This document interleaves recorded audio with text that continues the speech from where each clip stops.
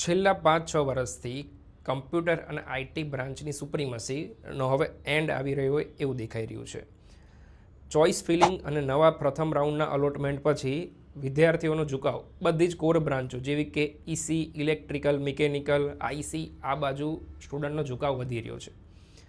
Reason semiconductor માર્કેટનું positive marketing અને AI artificial ઇન્ટેલિજન્સનું negative marketing જે આ બ્રાન્ચને અફેક્ટ કરી રહ્યું છે, એક થ્રેટ ઊભો કરી રહ્યું છે. હવે પોઝિટિવ સાઇન એવી થઈ રહી છે કે ભાઈ બધી જ બ્રાન્ચોમાં સ્ટુડન્ટ ઇક્વલ ડિસ્ટ્રીબ્યુટ થઈ રહ્યા છે.